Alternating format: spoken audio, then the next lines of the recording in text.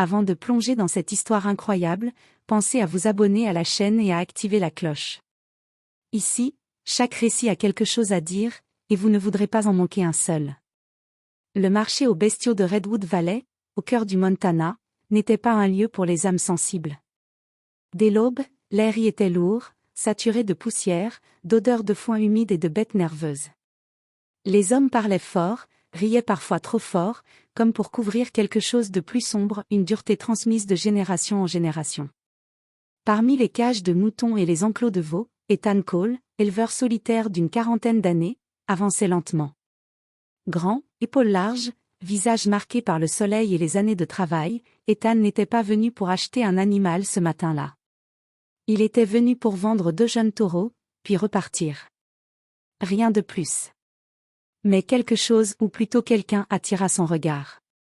Assise sur une caisse en bois, à l'écart, se trouvait une jeune fille. Elle ne parlait pas. Elle ne levait pas les yeux. Ses mains étaient posées sagement sur ses genoux, comme si elle avait appris très tôt à se faire petite pour ne pas déranger le monde. Elle devait avoir 12 ou 13 ans, pas plus. Ses cheveux châtain clair étaient attachés à la hâte, et une robe trop grande pendait sur son corps maigre. Autour d'elle, les gens passaient, sans la voir. Comme si elle faisait partie du décor. « C'est qui, la gamine ?» demanda Ethan à un vendeur voisin. L'homme cracha par terre avant de répondre, indifférent. « Sourde. Elle sert à rien. » Son père essaie de s'en débarrasser. Ethan fronça les sourcils. « S'en débarrasser ? Ouais. Trop de bouche à nourrir. Elle n'entend pas, elle parle pas. Autant la vendre à quelqu'un qui a besoin de mains. » Ces mots frappèrent Ethan comme un coup de poing dans la poitrine. Un peu plus loin, un homme maigre, au visage dur et fatigué, discutait avec des acheteurs potentiels. C'était Caleb Turner, le père. Ses yeux ne se posèrent jamais sur sa fille. « Elle est sourde de naissance », répétait-il d'une voix sèche. « Elle obéit bien. Elle comprend les gestes. Elle ne pose pas de problème. Pas ma fille. Pas elle s'appelle. Juste, un objet. » Ethan s'approcha lentement de la jeune fille. Il s'accroupit à sa hauteur, sans parler. Elle ne réagit pas. Ses yeux restaient fixés sur le sol, jusqu'à ce qu'un bruit métallique retentisse derrière eux, une chaîne qui tombe. À cet instant précis, quelque chose d'infime se produisit. La jeune fille tressaillit. À peine. Un sursaut minuscule. Mais réel. Ethan le vit.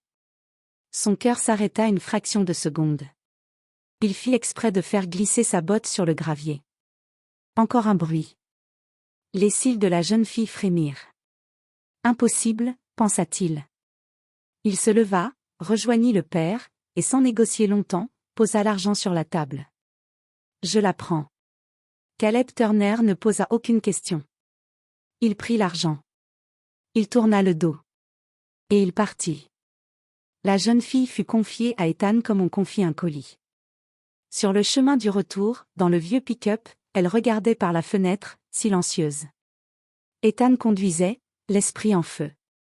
Puis, sans prévenir, il murmura doucement, presque pour lui-même.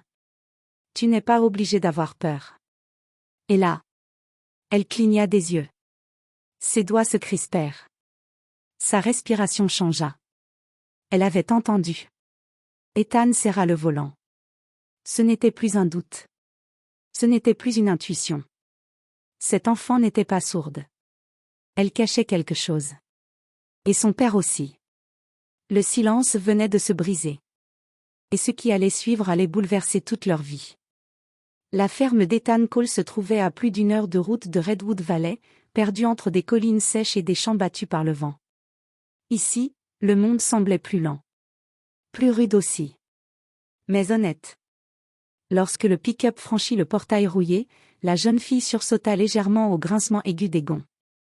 Ethan le remarqua aussitôt. Il coupa le moteur. Le silence retomba, épais. « On est arrivé », dit-il calmement. Elle ne répondit pas. Elle fixa la maison en bois, aux planches usées par le temps, comme si elle entrait dans un autre monde. Ethan descendit, contourna le véhicule et ouvrit la portière pour elle. Il lui fit signe de sortir, lentement, sans la brusquer. Dans la cour, un chien surgit de derrière l'étable. Rusty, lança Ethan d'une voix ferme. Le chien aboya, excité. La jeune fille se retourna brusquement, les yeux grands ouverts, puis se figea, comme prise en faute. Ethan sentit son estomac se nouer. Elle avait réagi avant même de voir le chien. Il n'en dit rien. À l'intérieur de la maison, l'air sentait le café froid et le bois ancien. Ethan posa son chapeau sur la table. « Je m'appelle Ethan. » Il parla lentement, distinctement. Puis il se pointa lui-même du doigt. « Ethan. » Elle observa son geste, hésita, puis fit un petit signe maladroit vers sa poitrine. « Lila, » murmura-t-elle. Sa voix était si faible qu'on aurait cru qu'elle ne servait plus qu'à l'intérieur. Ethan resta figé. Une sourde ne parle pas ainsi. Pas avec cette articulation. Pas avec cette peur contenue. D'accord, Lila, répondit-il doucement. Tu peux t'asseoir. Tu n'es pas obligée de travailler aujourd'hui. Le mot travailler la fit se raidir. Elle hocha la tête mécaniquement, comme si elle avait appris qu'un refus se payait cher. Plus tard dans la journée, Ethan s'occupa des bêtes. Lila resta dans la cour, à observer. Il la surveillait du coin de l'œil. À chaque coup de marteau, elle tressaillait. Au claquement d'une porte, elle sursautait. Au bruit lointain d'un moteur, elle levait la tête. Mais quand il lui parlait, elle feignait de ne rien entendre. Ce jeu du silence était trop précis pour être un hasard. En fin d'après-midi, Ethan décida de tester quelque chose. Il entra dans la maison sans faire de bruit, puis frappa brusquement dans ses mains derrière elle. Lila se retourna aussitôt. Leurs regards se croisèrent. Le temps se suspendit. Ses yeux s'emplirent de panique. Elle porta ses mains à ses oreilles, secoua la tête, comme pour effacer son erreur. Ethan leva aussitôt les mains. « Et, tout va bien. Je ne te ferai pas de mal. » Elle recula, le souffle court. Puis, contre toute attente, elle laissa échapper quelques mots, à peine audibles. « S'il vous plaît, dites rien. » La vérité venait de tomber, fragile, tremblante, irréversible. Ethan s'agenouilla devant elle pour être à sa hauteur. « Personne ne te punira ici. Tu es en sécurité. » Des larmes silencieuses roulèrent sur les joues de Lila. Papa disait que, si on savait, je serais vendue encore, ou pire. Chaque mot était un combat. Ethan serra les poings. Il comprenait enfin. Elle ne faisait pas semblant par jeu. Elle survivait. « Tu n'es plus à vendre, » dit-il d'une voix ferme. « Et personne ne te fera taire ici. » Lila le regarda, incrédule. Pour la première fois depuis longtemps, le silence autour d'elle n'était plus une prison. Mais Ethan le savait. Le passé n'avait pas encore dit son dernier mot. Et le mensonge de son père allait finir par les rattraper. La nuit tomba rapidement sur la ferme. Le vent faisait grincer les planches de la vieille maison, et les collines alentour semblaient retenir leur souffle. Lila dormait enfin, roulée en boule sur le petit lit que Ethan avait préparé pour elle. Une couverture propre. Une lampe allumée, au cas où. Ethan, lui, ne trouvait pas le sommeil. Il était assis à la table de la cuisine, une tasse de café refroidie entre les mains. Les mots de la fillette tournaient en boucle dans sa tête. Si on savait, je serais vendu encore, ou pire. Ou pire. Il se leva brusquement. Le carnet caché. Ethan n'était pas du genre à fouiller.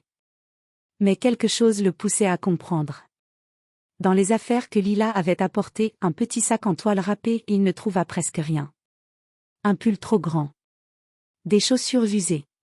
Et, dissimulé dans une doublure déchirée, un carnet. Les pages étaient froissées, tachées. À l'intérieur, une écriture maladroite, hésitante. Aujourd'hui papa était en colère. Il a dit que je devais me taire. Si je parlais, il m'entendrait. S'il m'entendait, il le prendrait. Ethan sentit un frisson lui parcourir l'échine. Le monsieur à la maison avait une arme. Il parlait fort. Papa disait que je ne devais rien dire à la police. Ce n'était pas un jeu. Ce n'était pas une simple maltraitance. C'était une peur organisée. Les bruits du passé. Au petit matin, Ethan sortit nourrir les bêtes. Lila l'observait depuis le perron. Quand un camion passa au loin, elle se figea, le visage blême. « Ce n'est pas lui », dit Ethan instinctivement. Elle cligna des yeux. « Lui, qui ?» Les mots sortirent tout seuls. Elle porta la main à sa bouche, paniquée. Ethan s'approcha doucement. « Lila, qui te faisait peur ?» Elle secoua la tête, puis murmura. Astérisque, papa devait de l'argent. Des hommes venaient. Ils criaient. Ils disaient que si je parlais, ils sauraient. Astérisque. Sauront quoi? Sa voix tremblait. Que j'entends. Un silence lourd tomba entre eux. Alors Ethan comprit. La surdité n'était pas un handicap. C'était une couverture. Un moyen d'empêcher une enfant de devenir un témoin. La vérité sur le père. Plus tard dans la journée, Ethan appela discrètement un ancien ami, Mark Reynolds, shérif à la retraite. « Tu te souviens de Caleb Turner ?» demanda Ethan. Un long silence à l'autre bout du fil. « Oui, trop bien », répondit Mark. Astérisque, petit trafic. Dette. Disparition d'objets saisis. Mais jamais assez de preuves. Pourquoi? Astérisque. Ethan serra les dents. Astérisque, il avait une fille. Elle n'est pas sourde. Astérisque. Encore un silence. Alors elle a entendu des choses qu'il ne fallait pas, dit Mark d'une voix grave. Ethan raccrocha lentement. Il regarda Lila, assise dans l'herbe, caressant Rusty. Cet enfant portait un secret trop lourd pour son âge. Et quelqu'un, quelque part, pouvait vouloir le faire taire. La promesse. Ce soir-là, Ethan s'assit près d'elle. Lila, ce que tu as entendu, ce n'est plus ton fardeau. Je te protégerai. Même si ça doit me coûter cher. Elle leva les yeux vers lui. Vous me renverrez pas? Jamais. Pour la première fois, elle sourit. Un sourire fragile, mais réel. Mais au loin, sur la route poussiéreuse, des phares apparurent. Un véhicule qui ralentissait. Ethan se leva. Le passé venait peut-être de retrouver leurs traces. Les phares restèrent immobiles quelques secondes au bout du chemin de terre. Le moteur tournait au ralenti, comme une bête qui observe sa proie. Ethan plissa les yeux. « Rentre dans la maison », dit-il calmement à Lila, sans la regarder. Elle comprit immédiatement. Elle se leva, sans courir, comme on lui avait appris à ne jamais attirer l'attention. Mais au moment de franchir le seuil, le claquement sec d'une portière retentit. Lila s'arrêta net. Elle se retourna vers Ethan, le visage vidé de toute couleur. « C'est lui ?» murmura-t-elle. Ethan sentit son sang se glacer. L'homme de la dette. Deux hommes sortirent du véhicule. L'un était grand, manteau sombre, démarche lourde. L'autre, plus jeune, regard fuyant, main toujours trop proche de ses poches. Belle ferme, lança le plus grand avec un sourire qui n'atteignait pas ses yeux. On cherche une gamine. Ethan ne bougea pas. Vous êtes sur une propriété privée. L'homme rit doucement. Astérisque, elle s'appelait Lila. Son père nous a dit qu'elle était défectueuse. Astérisque. Le mot fit l'effet d'une gifle. Ethan fit un pas en avant. Elle n'est plus ici. Derrière la fenêtre, Lila observait, tremblante. Le test. Le plus jeune s'approcha de la maison et frappa brutalement contre la tôle d'un baril vide. Bang! Lila sursauta malgré elle. L'homme sourit. Elle entend, dit-il calmement. Je l'avais dit. Ethan sentit la colère lui brûler la poitrine. Partez. Maintenant. Le grand homme s'approcha à quelques centimètres de lui. Astérisque, le père nous devait de l'argent. La fille était la garantie. Elle a entendu des choses. Et les gens qui entendent, deviennent des problèmes. Astérisque le choix. Ethan inspira profondément. Elle reste. Le silence qui suivit fut lourd, menaçant. Tu sais ce que ça implique, demanda l'homme. Tu te mets entre nous et un secret. Ethan tourna légèrement la tête. Lila, Appelle Marc, dit-il doucement, sans hausser la voix. Elle hésita une seconde, puis courut vers le téléphone. Le plus jeune sortit quelque chose de sa veste. Pas une arme. Un téléphone. Trop tard. L'intervention. Des gyrophares apparurent soudainement au loin. Bleu. Rouge. Le sourire de l'homme se figea. T'as appelé les flics? Non, répondit Ethan. Elle. Les hommes reculèrent lentement. On reviendra, cracha le plus grand avant de monter dans le véhicule. Le moteur rugit. La voiture disparut dans un nuage de poussière. Après la tempête. Mark Reynolds arriva quelques minutes plus tard. Il observa les traces de pneus, le visage sombre. Tu sais qu'ils ne lâcheront pas facilement, dit-il. Mais maintenant, on a un témoin. Lila se tenait derrière Ethan, ses mains agrippées à sa chemise. Je parlerai, dit-elle d'une petite voix. Je me souviens de tout. Ethan posa une main sur son épaule. Alors on fera les choses bien. Dans la maison, le silence n'était plus une menace. Il était devenu une force. Mais Ethan le savait. Le combat ne faisait que commencer. Et la vérité allait coûter cher à ceux qui avaient voulu la faire taire. Le tribunal du comté de Silver Creek n'avait rien d'impressionnant. Un bâtiment en briques ternies, des bancs en bois usé, une salle trop petite pour contenir tout ce qui allait s'y dire ce jour-là. Pourtant, ce matin-là, l'air y vibrait. Lila entra en tenant la main d'Ethan. Chaque pas lui coûtait. Les murmures commencèrent aussitôt. C'est elle? La fille sourde? Elle va témoigner? Ethan serra légèrement sa main. Tu n'es pas obligé si tu ne veux pas, murmura-t-il. Elle leva les yeux vers lui. Si je parle pas, il gagne encore. Le père face à la vérité. Caleb Turner était assis à la table de la défense. Amaigri. Les traits tirés. Mais toujours ce regard dur. Quand il vit Lila, son visage se figea. Il ne dit rien. Le procureur appela le premier témoin. Lila Turner, à la barre. Un silence absolu s'abattit. Elle monta lentement. Ses mains tremblaient. Lila, peux-tu dire au tribunal si tu es sourde? Elle inspira profondément. Non. Un murmure parcourut la salle. Caleb blêmit. Les mots interdits. Pourquoi as-tu fait croire que tu l'étais? Lila ferma les yeux. Astérisque, parce que papa me disait que si je parlais, il viendrait.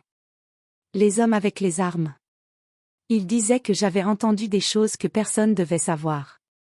Astérisque. Des larmes roulèrent sur ses joues. Astérisque, j'ai entendu papa parler d'argent.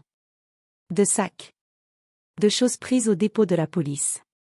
J'ai entendu un homme dire que quelqu'un devait disparaître. Astérisque. La salle retenait son souffle. Le procureur se tourna vers Caleb. Vous confirmez ces propos? Caleb se leva brusquement. Astérisque, elle ment. C'est une enfant. Elle a été manipulée. Astérisque. Lila le regarda droit dans les yeux. Astérisque, tu m'as dit de faire semblant. Tu m'as dit que le silence me protégerait. Mais c'était toi que tu protégeais. Astérisque. Ces mots frappèrent plus fort que n'importe quel cri. La chute. Les hommes venus à la ferme furent appelés à la barre. Les dettes. Les menaces. Tout s'effondra, pièce par pièce. Quand le verdict tomba, Caleb Turner fut reconnu coupable de mise en danger d'enfants, complicité criminelle et entrave à la justice. Menotté, il ne regarda pas sa fille une seule fois. Une nouvelle voix. À la sortie du tribunal, les journalistes se pressaient. Lila, un mot. Elle se tourna vers Ethan. Il hocha doucement la tête. J'ai cru que me taire me sauverait, dit-elle. Mais parler m'a libérée. Ethan sentit ses yeux brûler. Quelques mois plus tard, la ferme était différente.